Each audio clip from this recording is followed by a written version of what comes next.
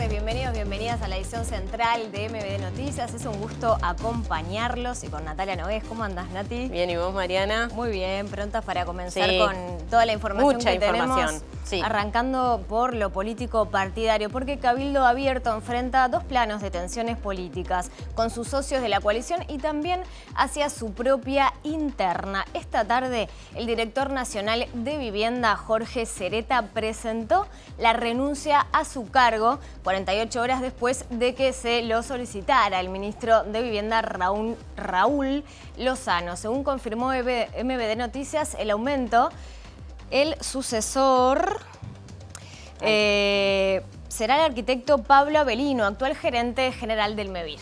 Bien, Sereta es una persona de confianza de la senadora y ex ministra de Vivienda, Irene Moreira, que sigue estando en el ojo de la tormenta por la entrega de viviendas a militantes de su partido. En las últimas horas y en mensajes que envió a grupos internos, el líder de Cabildo Abierto, Guido Manini Ríos, responsabilizó directamente a la torre ejecutiva por la divulgación de las últimas novedades sobre el tema. Muy bien, tenemos otros asuntos también para compartir con ustedes. Sí, repasamos los titulares. Álvaro Delgado afirmó que las lluvias y decisiones que se tomaron permiten asegurar este nivel de calidad del agua que sigue siendo apta para el consumo humano. 2 de cada 3 personas consideran que la gestión de la crisis hídrica por parte del gobierno conjunto es mala o muy mala, según la última encuesta de Factum. El senador Gustavo Penades apuntó a un joven estafador por trama en su contra, pero desde la Fiscalía aseguran que no hay indicios para sostener esta afirmación. Fiscalía citará a Heber y Bustillo en calidad de indagados por la entrega del pasaporte a Sebastián Marcet. A partir del 1 de agosto comparecerán 12 personas en el marco de esta causa. Un informe del Instituto Nacional de Evaluación Educativa sostiene que las metas de aprendizaje planteadas por las autoridades para este año en lengua y en matemáticas serán difíciles de alcanzar. El Frente Amplio alcanza el 44% de intención de voto y supera por 6 puntos a la coalición multicolor, que alcanza el 38%, según la última encuesta de Cifra. El 18% de la población aún se mantiene indecisa. El colectivo de expresos políticos Crisol aseguró que el proyecto de reparación a víctimas de grupos armados es miserable, ya que reaviva la teoría de los dos demonios y vulnera el derecho de igualdad. La OEA enviará nuevamente su misión de observación electoral a Guatemala luego de que la Corte Constitucional de ese país dejó en suspenso los resultados de la primera vuelta de las elecciones presidenciales. En medio de la crisis por ola de disturbios, el presidente Emmanuel Macron dijo que no descarta limitar las redes sociales si la situación vuelve a desbordarse.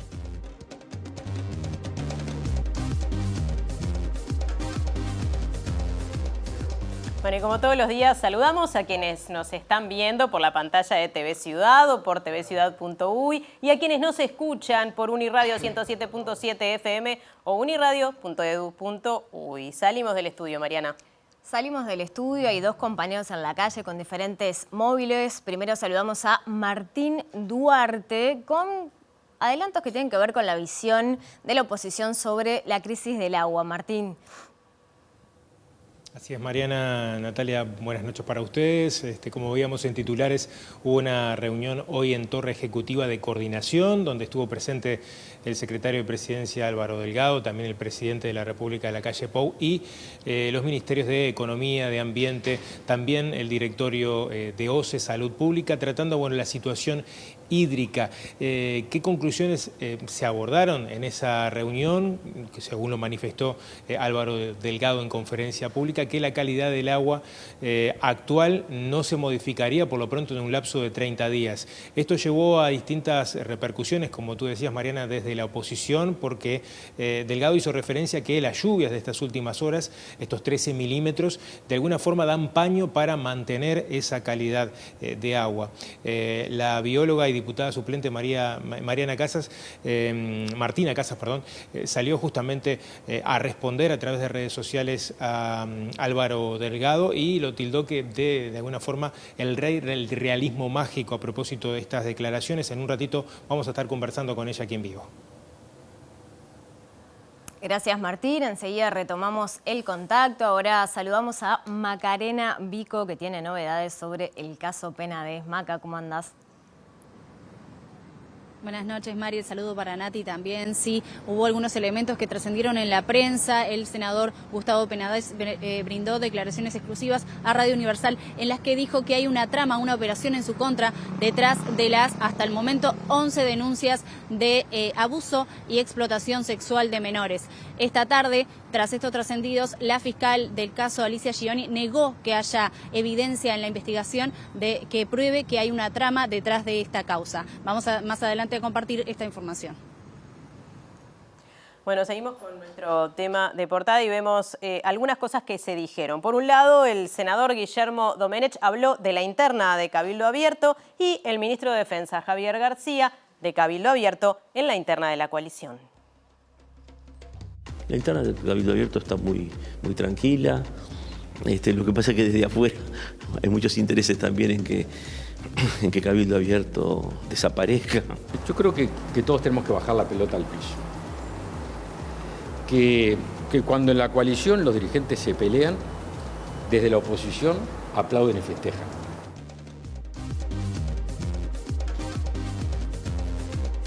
Comenzamos hablando sobre la crisis hídrica porque el secretario de la Presidencia, Álvaro Delgado, tras la reunión mantenida en Torre Ejecutiva con el presidente Lacalle Pou, también con autoridades de OCE y los ministerios de Ambiente y Salud Pública, aseguró que la calidad del agua se va a mantener en las condiciones actuales. También dijo que las lluvias de ayer colocan al área metropolitana en una situación muy distinta a la que estábamos días atrás.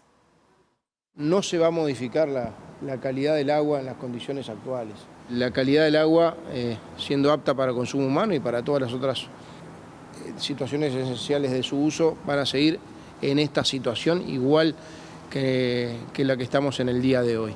La situación de la lluvia de ayer, pero a su vez algunas otras decisiones que se tomaron, permiten asegurar este nivel de calidad de agua. Asimismo, Delgado se refirió a los plazos que demandará la obra proyectada para el río San José, que buscará asegurar mayor presencia de agua dulce en la mezcla que hoy está realizando OCE. Va a estar, según nos informa la OCE, prevista en los días que se dijo originalmente, en los 30 días estaríamos pudiendo decir, según nos dicen la OCE, estando operativa esta obra en el río San José, conectada con Santa Lucía, que nos va a dar también la tranquilidad de poder seguir asegurando esta calidad de agua. Estamos en una situación bien diferente con respecto a la que teníamos unos días atrás. Bien, y el Frente Amplio convocará a la ministra de Salud Pública, Karina Arrando, a la Comisión de Salud del Senado para dar explicaciones sobre la calidad del agua de OCE y los impactos que está teniendo en la salud.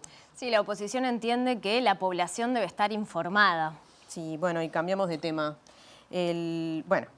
Más o menos, por lo menos. El exministro de Economía y director de la Oficina de Planeamiento y Presupuesto, Álvaro García, respondió a través de Twitter al expresidente José Mujica, que apuntó a la responsabilidad compartida entre el gobierno y la oposición por esta crisis hídrica. Sí, Mujica había afirmado que los gobiernos anteriores no realizaron la represa Casupá por priorizar no aumentar el déficit fiscal. García argumentó que el préstamo del Banco de Desarrollo de América Latina se aprobó en 2019. Consultado José Mujica sobre la crisis hídrica que atraviesa el país, señaló que fue un tema en donde nos dormimos todos e hizo referencia a cómo se manejó el tema por parte del gobierno encabezado por Tabaré Vázquez. Se me van a enojar, nos dormimos todos. ¿Está? Compartamos la responsabilidad, es mi manera de pensar. Porque hay el bendito déficit fiscal. Estaba el proyecto pronto y estaba la financiación. Pero ya saltar el déficit fiscal para arriba. En su cuenta de Twitter, el exministro de Economía contestó estas declaraciones de Mujica haciendo referencia al déficit fiscal. Se equivoca el PP en lo referido a Casupá. El préstamo de CAF se aprobó en diciembre de 2019 con el nuevo gobierno ya electo. Por eso Tabaré, además de entregarlo en mano al nuevo gobierno, lo explicitó en una conferencia que hemos visto en las redes. Consultado por MBD Noticias, García prefirió no referirse a la polémica y señaló: me pareció necesario salir a aclarar y está todo dicho en el Twitter. Formuló quien integra el equipo que está formulando el nuevo programa de gobierno del Frente Amplio. Bien, y el docente del Instituto de Ingeniería Química, Mauricio Oañán, que brinda el curso de control de corrosiones, fue consultado por MB Noticia por algunas otras consecuencias de esta calidad del agua. Sí, sobre la afectación que vienen teniendo algunos electrodomésticos, específicamente los calefones, justamente con el aumento de la salinidad en el agua de OCE. El agua, al tener una proporción de mezcla de agua salobre proveniente del Río de la Plata, tiene mayor contenido de cloruros y de sodio.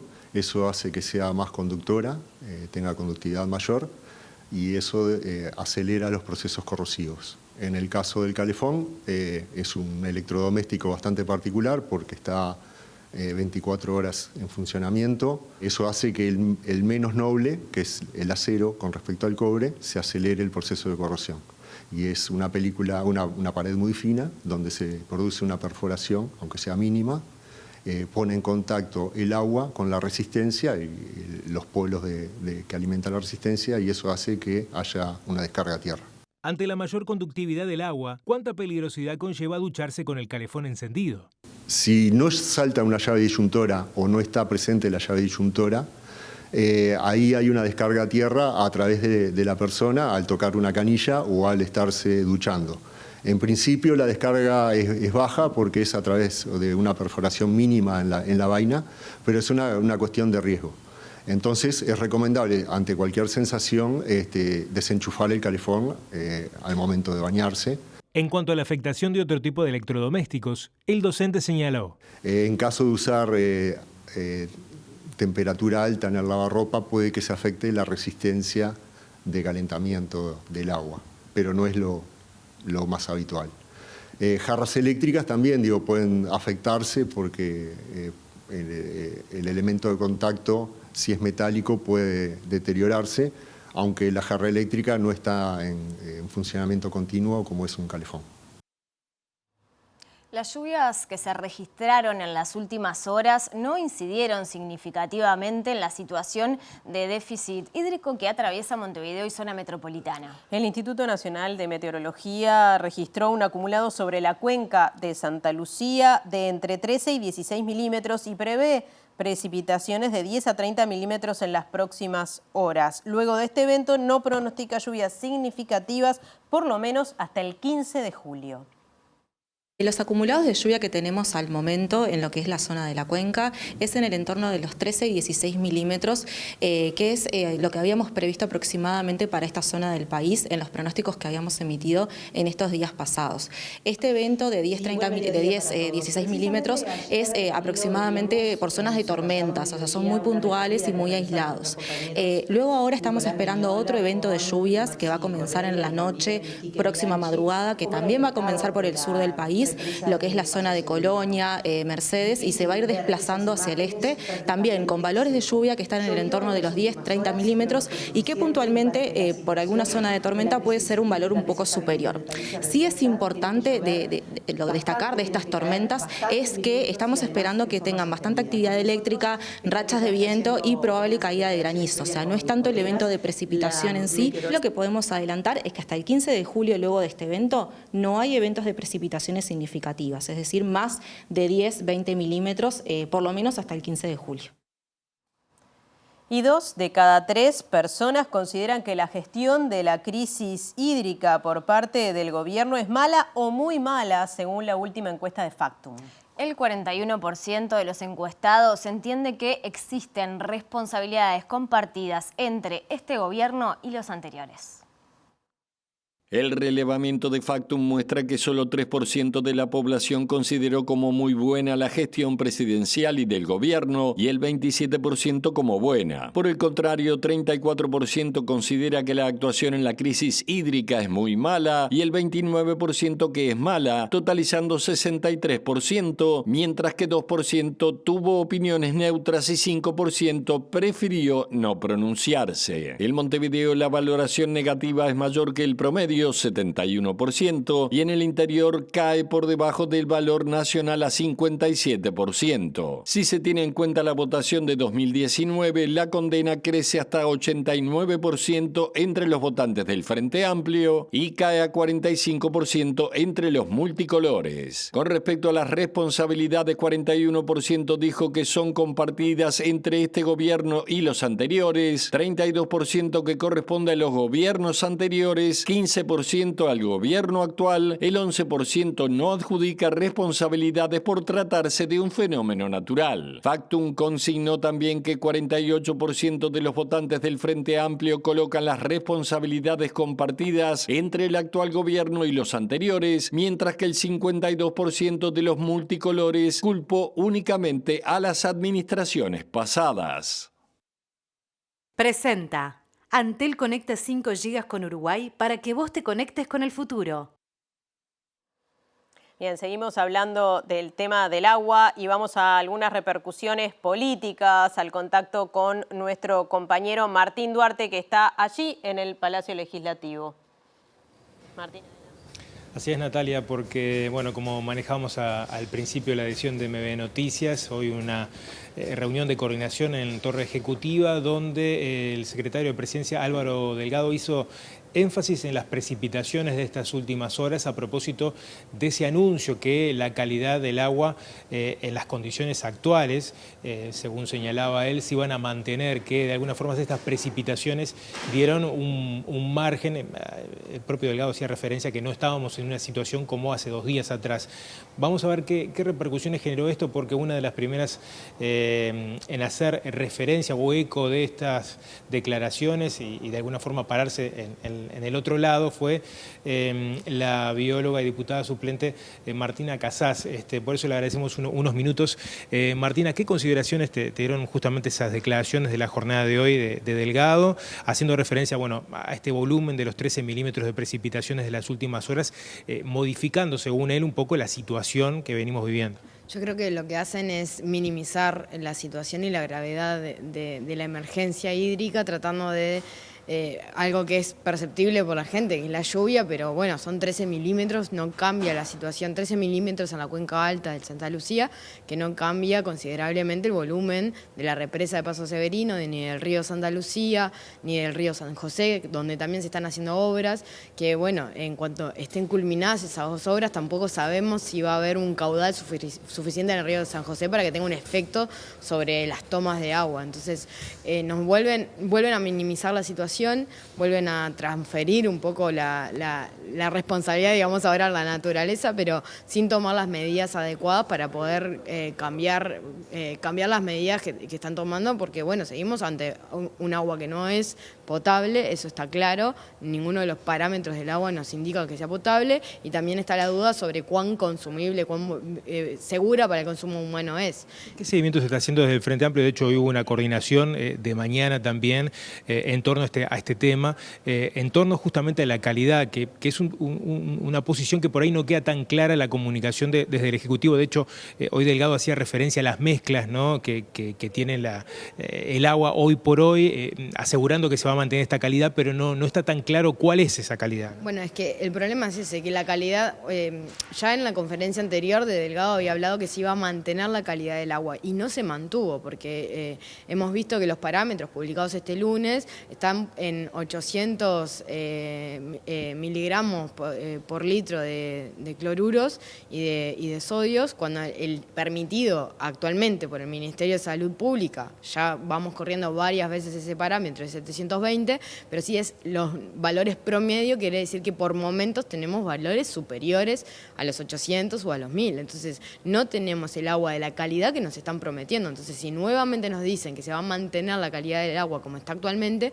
no es claro cuál es la calidad que nos están aportando, no tenemos forma de saberlo nosotros en nuestras casas, pero tampoco estamos pudiendo resolverlo con la información que nos brinda el Poder Ejecutivo. El Frente Amplio se reunió porque seguimos preocupados por esta situación, porque creemos que hay que llegar a mayor población con agua embotellada para consumo humano, porque además consideramos que muchas personas estos bonos o esas ayudas económicas que son bienvenidas, a veces no están siendo del todo utilizadas para ello, porque las personas siguen siguen teniendo otras carencias, por ejemplo, utilizan para comprar alimentos. Entonces, estamos en una situación grave que se está transformando en una crisis hídrica, en una crisis económica, porque las personas se recargan y mientras las personas abran la canilla de sus casas y sigan teniendo agua corriente, pero no sepan si es agua segura, es potable o, bueno, toda esta mezcla de terminologías, vamos a seguir teniendo personas que consuman un producto que capaz que no es seguro y de calidad.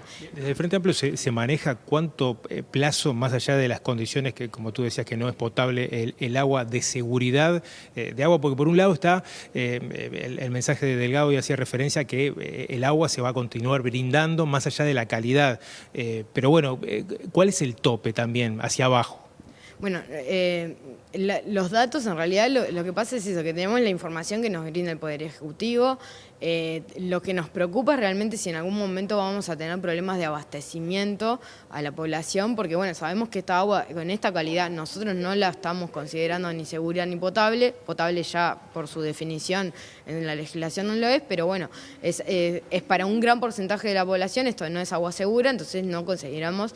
Entonces, para nosotros hace más de 30 días que esta agua ya no se puede consumir, entonces seguimos con los parámetros esos y podemos decir que quedan 5 días, 10 días o lo que parezca que pueda quedar, pero sabemos que esta agua no es segura y eso es información que tiene que brindar el Poder Ejecutivo. Hoy el Frente Amplio se volvió a reunir, vamos 3 reuniones del Grupo de Trabajo del Agua que reúne a las 2 intendencias del área metropolitana, a nuestro representante en el directorio 12 Ortuño y además a las unidades temáticas de ambiente y bueno, y a la presidencia del Frente Amplio y al Poder Legislativo representado por senadores y diputados, que estamos haciendo un seguimiento bueno, de las promesas realizadas, de las medidas. Por ejemplo, hoy se votó el fondo hídrico aquí en el Parlamento y bueno, vamos a ver cuánto tiempo podemos, porque esto no se va a terminar pronto, por más que una breve lluvia da la sensación que el Poder Ejecutivo con una breve lluvia piensa que mejora la situación y estamos en un panorama de que vamos a tener más de un mes con escasez de agua para la población. Martina, te agradezco mucho por estos minutos, muy amable. Bueno, era la palabra de Martina Casas haciendo referencia a esta situación y la reunión que hubo hoy en el Ejecutivo. Presentó Antel Conecta 5 GB con Uruguay para que vos te conectes con el futuro. Bueno, tema Penades, nuestra compañera Macarena Vico tiene novedades y las desarrolla desde Fiscalía. Macarena, adelante. Sí, Natalia, se supo en estas horas, en las últimas horas, algunas declaraciones que brindó el senador Gustavo Penades a Radio Universal, donde declaró que entiende que hay una trama, una operación detrás de las denuncias que tienen en su contra, unas 11 hasta el momento, por abuso y explotación sexual de menores. Y señala a un joven mayor de edad como quien inició esta trama. Justamente en los últimos minutos nos enteramos que este joven, quien es señalado por Penades como quien inició la trama, la operación en su contra, realizó una denuncia penal por difamaciones contra su persona. También fue una sugerencia que le dio la fiscal del caso, Alicia Gione, quien también en las últimas horas brindó declaraciones. Esto es, ella entiende que no hay elementos en la investigación que revelen que hay algún tipo de trama en contra del senador Penades. Y esto se sustenta porque las víctimas, estas 11 víctimas, no se conocen entre sí, vienen de contextos sociales diferentes y no conocen a Romina Celeste, quien fue la primera que realizó la denuncia pública por abuso de parte del senador Penades cuando era menor de edad, y tampoco conocen a esta persona que es señalada por Penades en estas últimas horas. Además, declaró la fiscal Alicia Gioni a través de la vocería de Fiscalía, a través de Javier Benech, que cuenta con otras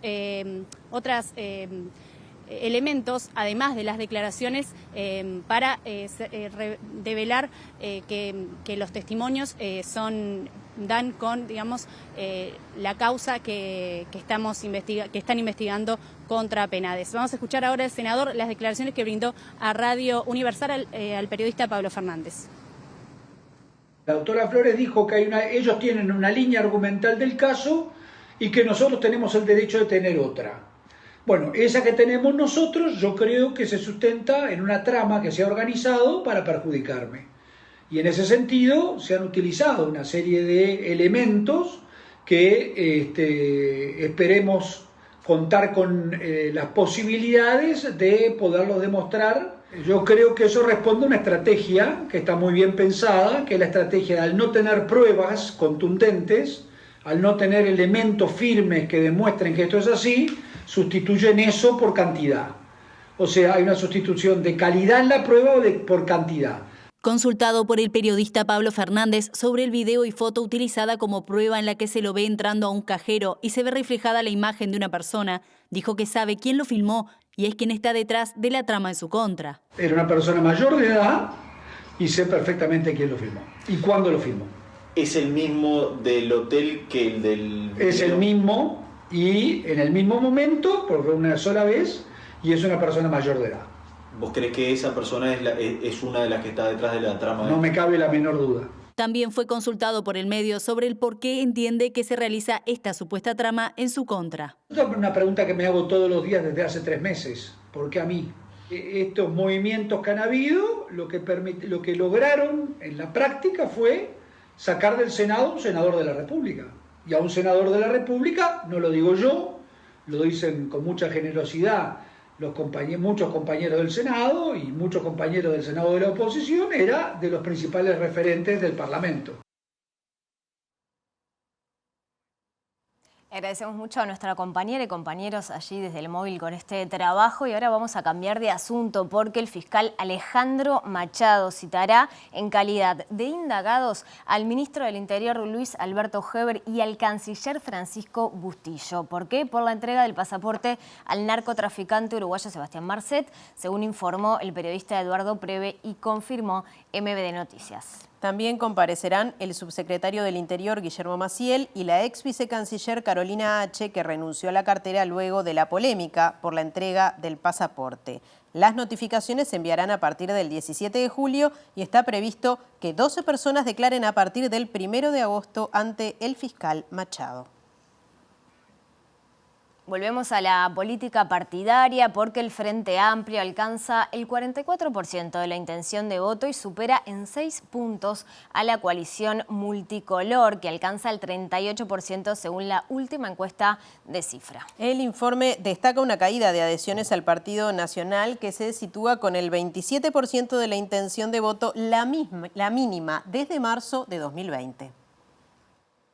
Los datos de Cifra muestran que el 38% del respaldo a la coalición multicolor se divide en 27% al Partido Nacional, 6% al Partido Colorado, 2% a Cabildo Abierto y 1% al Partido Independiente. En tanto, un 2% asegura que votará por un partido de la coalición multicolor, pero no sabe a quién. En este contexto y con una oposición que marcó 44% de apoyo, la consultora señala que desde finales de 2022 las mediciones reflejan estabilidad entre las dos mitades. Las preferencias por el Frente Amplio oscilan entre el 41 y 44%, mientras que la variación en la coalición de gobierno se mueve entre 38 y 40%. Al respecto, se establece que se observan más variaciones dentro de la coalición, con el Partido Nacional perdiendo 4 puntos a favor de sus socios. Los blancos obtienen su registro más bajo desde marzo de 2020 con un 27% en intención de voto. Cifra concluye que las personas indecisas llegan a 18% y definirán el próximo gobierno y resalta que en Montevideo el Frente Amplio es apoyado por más de la mitad de la población, mientras que en el interior la coalición supera al Frente, aunque la diferencia es de apenas 4 puntos, 43 a 39%.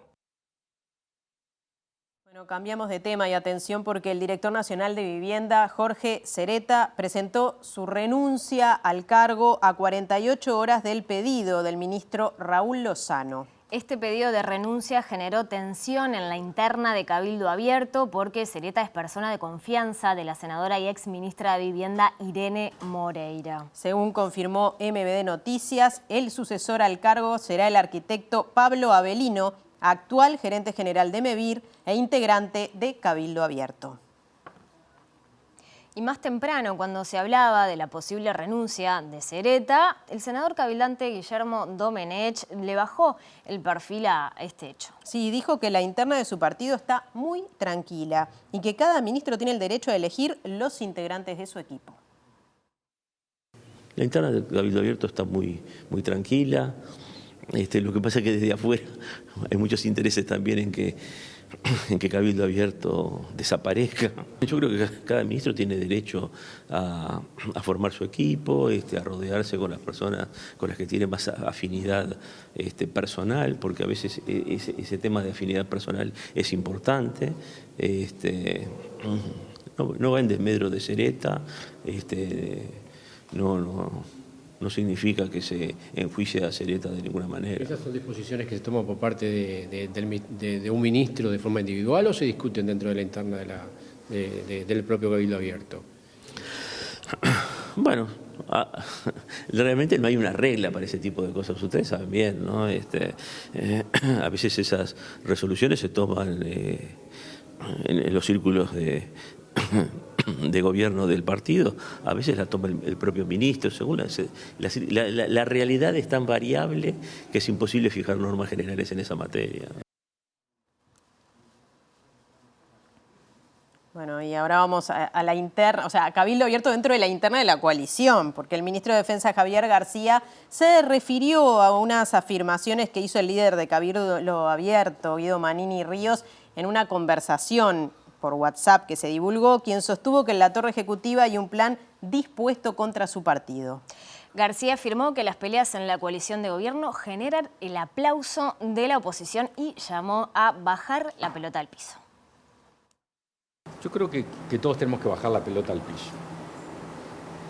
Que cuando en la coalición los dirigentes se pelean, desde la oposición aplauden y festejan. Y a nosotros en la coalición de gobierno, a todos los partidos que integramos en la coalición de gobierno, nos compromete un programa de gobierno, un compromiso con el país, que es el que venimos ejerciendo. Y lo venimos ejerciendo y hemos logrado aumento del empleo, baja del desempleo, aumento de la producción, transformación de la educación, transformación de la seguridad social, baja de impuestos. Entonces, para eso nos votaron. Y las diferencias que podamos tener y las peleas de dirigentes de la coalición, vuelvo a reiterar, logra un efecto inmediato, que es el aplauso de la oposición, pero nosotros tenemos que concentrarnos en el gobierno y en el trabajo que para eso nos votaron.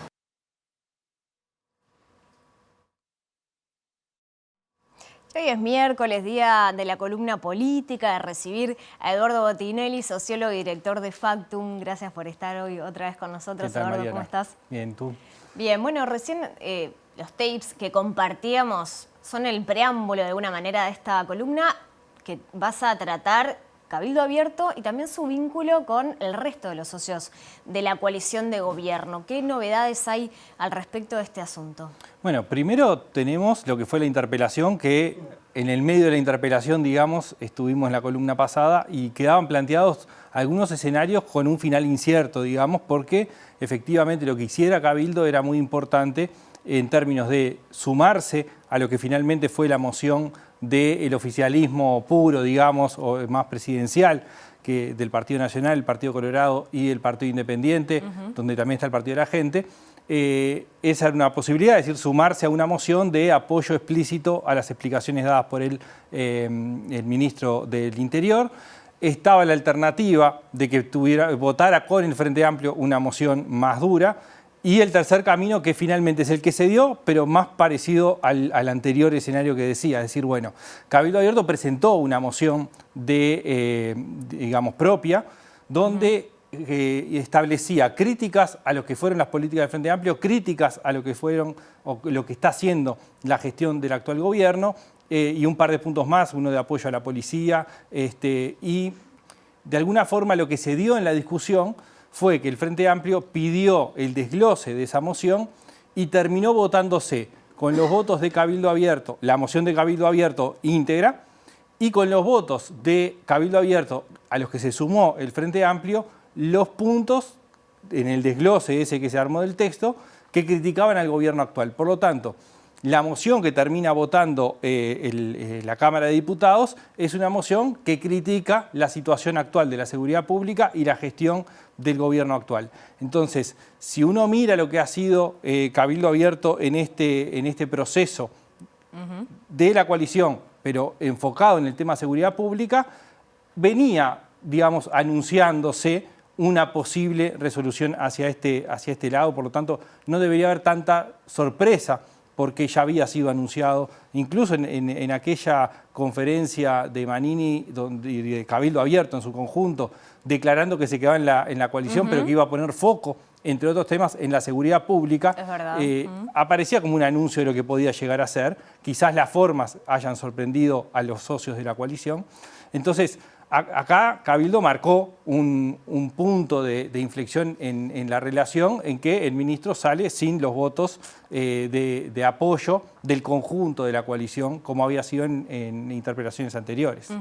Ahora, luego, ¿qué pasa cuando se tiene que votar esta moción de censura que plantea la oposición de gobierno? Ahí no acompañó Cabildo finalmente. No, claro, la moción presentada por Cabildo no tenía la censura. La censura es la tercera moción presentada, es decir, estaba la moción del oficialismo de declarar satisfactorias las explicaciones del ministro, la moción de Cabildo Abierto con esas críticas a los dos ejes, digamos, de gobierno, digamos, el anterior y el actual, y apareció la moción de censura presentada por el Frente Amplio.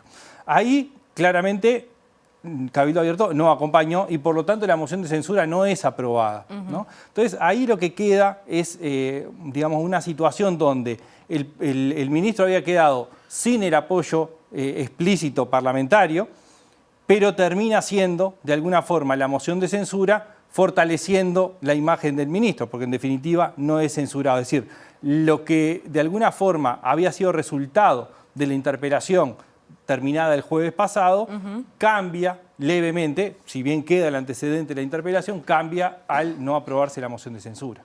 Ahora, ¿no es la primera vez que Cabildo se muestra de alguna manera más firme al comienzo o de forma declarativa y luego recula cuando tiene que dar los votos para algo? Recuerdo la interpelación por el puerto, por ejemplo, entre otras cosas, que hacen sus salvedades, ponen arriba de la mesa sus matices, pero luego en los hechos terminan votando en conjunto con toda la coalición de gobierno, ¿no? Bueno, sí. Ha sido así y creo que en el fondo lo que se esperaba del resto de los socios de la coalición es que sucediera lo mismo. Es decir, que Cabildo Abierto efectivamente expresara sus molestias en sala, incluso hasta presentar una moción, pero que la retirara. De hecho, hubo declaraciones posteriores que de alguna forma mostraban que la idea o la esperanza que había era que Cabildo Abierto retirara esa moción. Es decir, la presenta, pero la retira y de alguna forma hace el mismo juego. Y no fue lo que sucedió. Sí, de hecho, lo que no hizo fue votar la censura. Bien. Ahora, ¿cómo queda el vínculo de la coalición? Esta pregunta que reiteramos siempre a los políticos. Bueno, ¿está en juego la continuidad de la coalición o no necesariamente? ¿Cómo lo ves vos? Bueno, no hay dudas que Cabildo Abierto ha marcado sus diferencias, esto que decías. Las ha marcado, pero después apoyó. Claro. En este caso, ya empieza a jugar algo que incluso en el discurso de cierre que hace Perrone, termina diciendo, no se acabó el recreo, ¿no? De alguna forma rescatando esa promesa electoral o ese eslogan electoral utilizado por Manini de se terminó el recreo. Bueno, no se terminó y eso es lo que plantea Cabildo Abierto. Eso tensionó claramente la interna de la coalición. Han aparecido otros hechos que también van tensionando la interna de la coalición, pero creo que, digamos, en términos generales, desde el punto de vista estrictamente político, no parece razonable pensar que esto sea un fin de la coalición. Entre otras cosas puede estar la rendición de cuentas, porque también hay otras leyes en discusión que son de interés para Cabildo y hay otras que son de interés de los otros socios, pero sí aparece claramente una afectación de los vínculos personales y de confianza personal entre los distintos socios de la coalición y puntualmente entre Cabildo y los socios, y creo que recíproca, porque incluso en las últimas filtraciones que hubo, hay, por un lado, una declaración que de alguna forma afecta la confianza o muestra la falta de confianza desde Cabildo hacia los socios, y también desde los socios ha habido declaraciones de falta de confianza hacia Cabildo Abierto. Bien, pienso en estos perfiles que también se van marcando ante la proximidad de las elecciones. Pero Eduardo, una cortita para cerrar. ¿Cómo ves la interna de Cabildo, sobre todo con estos cambios en el Ministerio de Vivienda, que está a cargo justamente de este partido, la renuncia de un hombre de confianza de la ex ministra de Vivienda, Irene Moreira? ¿Cómo se dice este tema? Bueno, a ver, acá por las declaraciones que hay y lo que se filtra por la prensa, hay dos situaciones distintas, que hay que ver cómo se resuelve, digamos, en el transcurso del tiempo. No ha sido pública, por lo menos no la he visto, la carta de renuncia, por ejemplo, de Chereta, que es importante el tono que tiene. Por un lado, cuando asume un ministro, trata de tener su equipo y eso parece razonable. Ahora, hay cuestiones internas que salen a la luz que muestran efectivamente que hay criterios distintos, por lo menos en cuánto se mantienen los equipos o cuánto se cambian. Esto, digo, creo que va a ser más de cómo evoluciona el propio Ministerio de Vivienda, cómo evoluciona la interna de Cabildo, no solamente lo que pasa adentro, sino también cómo sigue hacia adelante el vínculo con los socios, porque también ahí hay diferentes posturas, no solamente políticas, sino también del lugar que ocupan. No es lo mismo estar adentro del Ejecutivo en el Consejo de Ministros que estar en el Parlamento en una discusión de todos los partidos, ¿no? Claro. Bueno, te agradecemos muchísimo, Eduardo, y te esperamos el próximo miércoles. Nos vemos el próximo miércoles. Gracias. Seguimos haciendo MD Noticias. Sí, les contamos que el Instituto Nacional de Evaluación Educativa presentó los resultados de las pruebas que realiza en lectura y matemáticas en estudiantes de tercer año. El presidente del organismo, Javier Lacida, dijo que a diferencia de otros países del mundo, en Uruguay los resultados se estancaron respecto al periodo prepandemia, pero se mantienen las inequidades producto de las diferencias socioeconómicas. En el contexto de un desplome de los resultados a nivel internacional como fruto del COVID, los resultados uruguayos se mantuvieron estables o uno podría decir estancados con respecto a la medición anterior de 2018.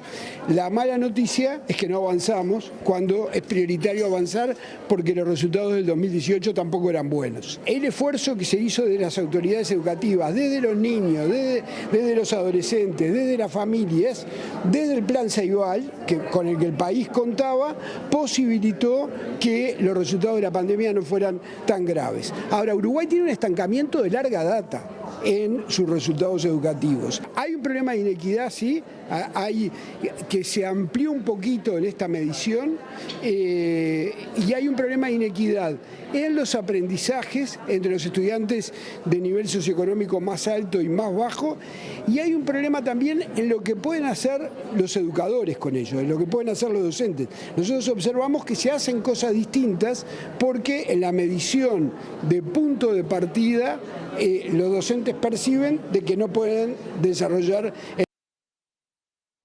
Seguimos en la educación porque el presidente del CODICEN, Robert Silva, volvió a defender la transformación educativa. Se mostró optimista en relación a que el Parlamento redistribuya dinero para la educación en el marco de esta rendición de cuentas. Nosotros tenemos esperanza firme en que el Parlamento va a redistribuir recursos y nos va a asignar lo que hemos pedido, porque creo que esto demuestra la imperiosa necesidad para el desarrollo productivo del país, para el desarrollo en general de esta nación, pero para el desarrollo humano, para la concreción de los proyectos de vida hay que cambiar la educación. Esto lo ratifica. Entonces, pedimos plata porque la necesitamos. Y si no tenemos todo, veremos cómo lo vamos a hacer. La transformación educativa, creo que hay un compromiso y yo reitero, miren, de esta evaluación que presenta el INED, yo me voy con más fuerza que antes. Hay que trabajar por cambiar la educación, hay que buscar las formas de concretar todo lo que estamos estableciendo y desarrollando y que se viene además cosas superiores, sobre todo para el bachillerato, para la formación de docentes, que es otro gran tema que la evaluación puso, Otro gran tema que el INED nos pone en evidencia, la necesidad de profesionalizar las prácticas. Bien, y siguiendo en la enseñanza, vamos a la terciaria porque el rector de la Universidad de la República, Rodrigo Arim, se reunió hoy con la bancada del Frente Amplio, pero solicitó también reunirse con las otras bancadas para manifestar su preocupación ante la partida presupuestal para la UDELAR incluida en esta rendición de cuentas. Arim dijo que no se contempla el pedido de la UDELAR y tampoco de la educación en general y que así se llega al mayor deterioro, según entiende, de los últimos 10 años. No solamente no contempla la Universidad de la República, sino que no hay recursos incrementales en general para la educación, ¿verdad? Desde ese lugar, transmitir también un escenario que se abre que tiene que ver con la particularidad de esta rendición de cuentas. Esta rendición de cuentas, que es la última de esta administración, condiciona el presupuesto no solamente para el año 2024, sino también para el año 2025. Lo que la universidad no tenga de recursos incrementales en los próximos 2 años, de alguna manera determina un escenario en donde no va a ser posible pensar ni en nuevas carreras, ni nuevas ofertas de desarrollo académico en general en el territorio nacional, pero sobre todas las cosas es un escenario en donde una buena noticia, que es el aumento de la matrícula en todo el país, en Montevideo, pero también en otros distintos centros universitarios en el interior del país, no va a ser contemplado con incrementos en la cantidad de horas docentes. Venimos de un proceso de deterioro importante en la relación horas docentes-estudiantes, producto de la caída del presupuesto real de la Universidad República en los últimos años y producto también del incremento de la matrícula. Ese deterioro nos ubica en el peor lugar en esta relación en los últimos 10 años. Eso, por supuesto, condiciona en algún sentido los marcos de accionar de la institución para atender a las generaciones de ingreso. Generaciones que además vienen del COVID, vienen con niveles de formación más frágiles, que tienen que ver también con el evento externo que implicó 2 años prácticamente de terminar la educación secundaria bajo el signo de la pandemia. Presenta Mercado Agrícola de Montevideo, en el corazón de un barrio donde late la ciudad. Mercado de Historias. Mercado de Historia.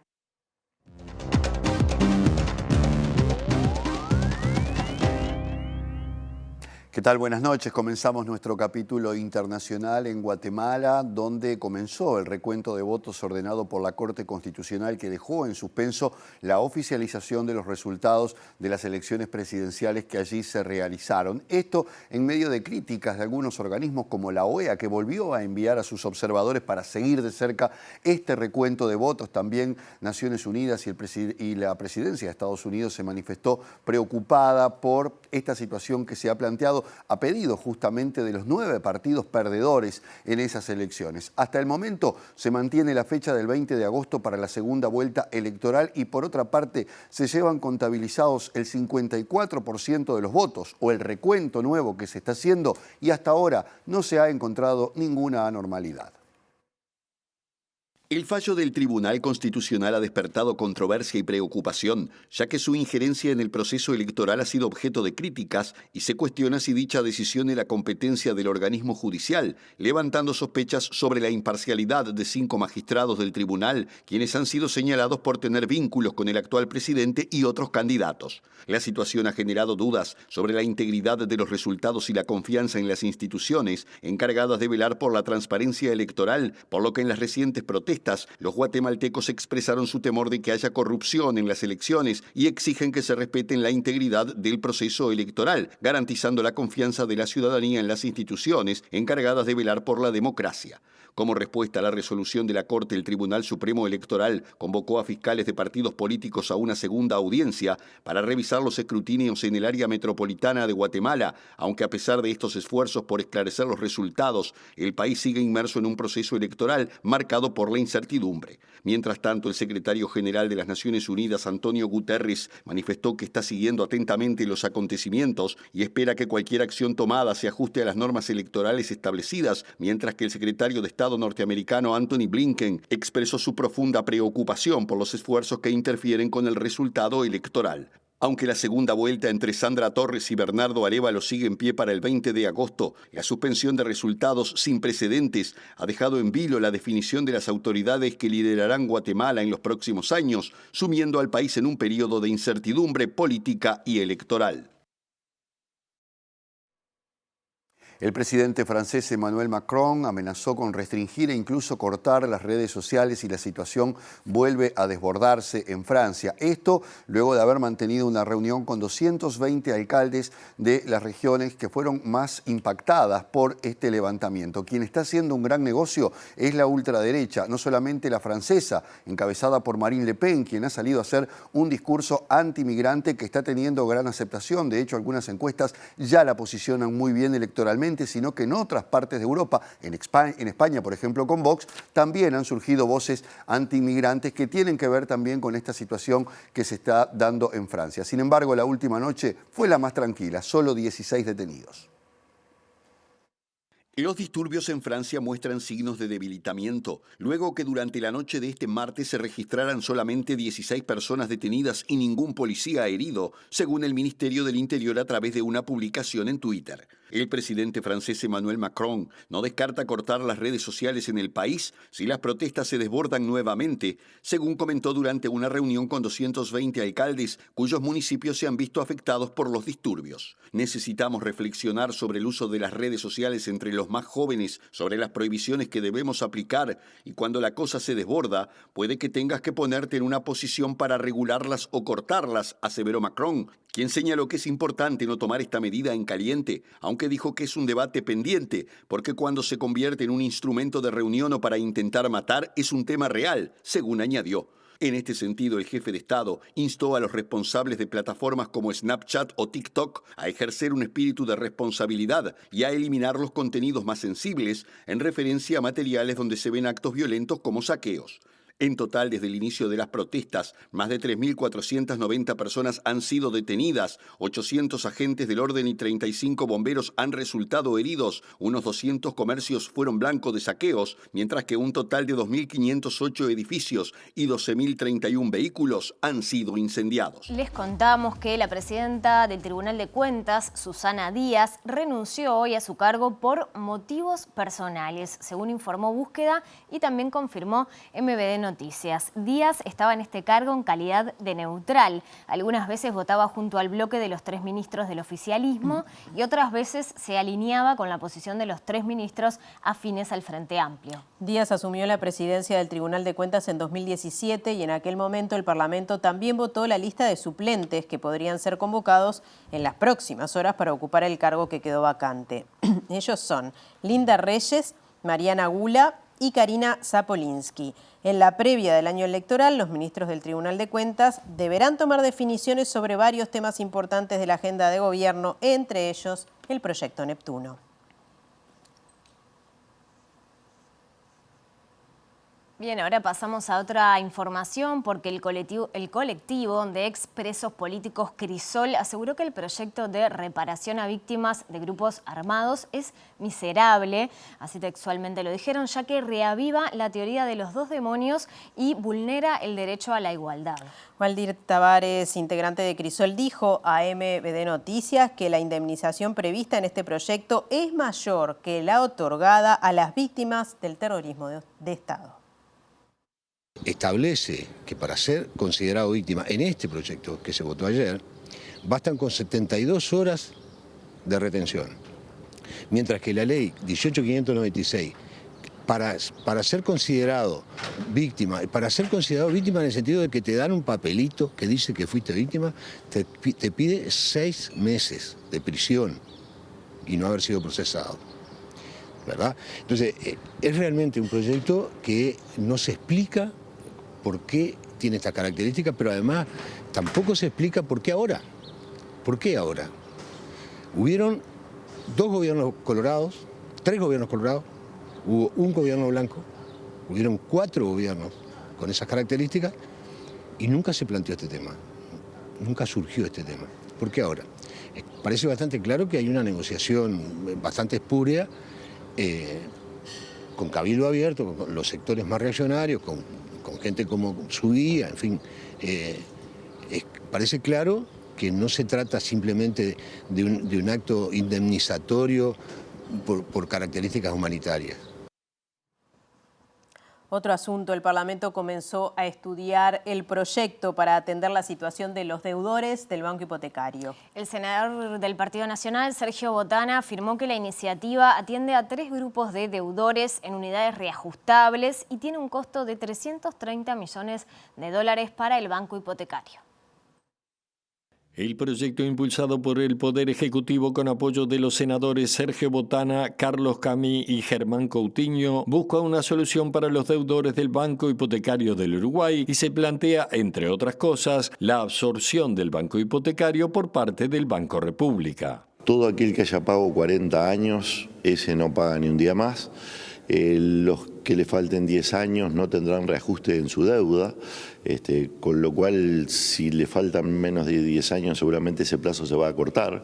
Y lo mismo a los que le falte entre 10 y 30 años, esos van a tener una tasa de interés en UR que es 2,5%, bastante más baja que la que pagan hoy en cualquier circunstancia, y esa gente también verá acortado su plazo, y bueno, y en todo caso, si no llegaran a ese plazo, bueno, cuando se cumpla el año 40, en ese caso no pagan más. El proyecto ingresó a la Comisión de Vivienda del Senado, donde se comenzará a analizar con las delegaciones de ambos bancos y organizaciones interesadas. El sindicato de Acodique planteó en el Parlamento su preocupación por la falta de solución al despido que se efectuó en marzo de decenas de trabajadores. El dirigente Andrés Guichón dijo que hay intencionalidad de los empresarios de precarizar el trabajo y apunta contra ANCAP y el Ministerio de Industria. La situación sigue prácticamente incambiada. De los despidos que se dieron en aquel momento, 48 en Acodique, hubieron 5 reintegros. Después se ha tomado personal nuevo, mucho más de los que fueron despedidos.